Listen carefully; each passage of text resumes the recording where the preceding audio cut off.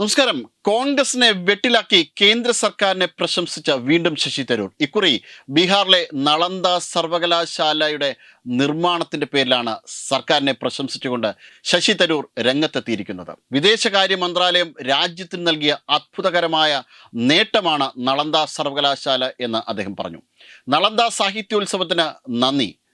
സർവകലാശാല സന്ദർശിക്കാൻ എനിക്ക് ഭാഗ്യം ലഭിച്ചു. വാസ്തുവിദ്യ, ക്യാമ്പസ് നെറ്റ്, സീറോ സംരംഭം, ശാന്തത എല്ലാം തികഞ്ഞ ഒരു അത്ഭുതമാണ് നളന്ദ സർവകലാശാല.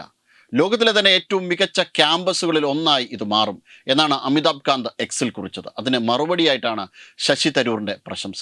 2010 പാർലമെന്റിൽ നളന്ദ നിയമം പാസ്സാക്കിയെങ്കിലും മോദി സർക്കാരിൻ്റെ നിർദ്ദേശപ്രകാരം 2017 ക്യാമ്പസിൻ്റെ നിർമ്മാണം ആരംഭിച്ചത്. 2024 ജൂണിൽ പ്രധാനമന്ത്രി നരേന്ദ്രമോദി ബീഹാറിലെ രാജ്കറിന് സമീപത്തായി നളന്ദ സർവകലാശാലയുടെ പുതിയ ക്യാമ്പസ് ഉദ്ഘാടനം ചെയ്യുകയായിരുന്നു. പഴയ നളന്ദ സർവകലാശാലയുടെ വാസ്തുവിദ്യ ഭംഗി ഒട്ടും ചോർന്നു പോകാത്ത തരത്തിലായിട്ടാണ് 485 ഏക്കറുള്ള പുതിയ നളന്ദ സർവകലാശാല ക്യാമ്പസ് ആധുനികമായ സൗകര്യങ്ങളും ഒപ്പം പുരാതന നിർമ്മിതിയുടെ ചാരുതയും ഉൾക്കൊണ്ട് നിർമ്മിക്കപ്പെട്ടത്.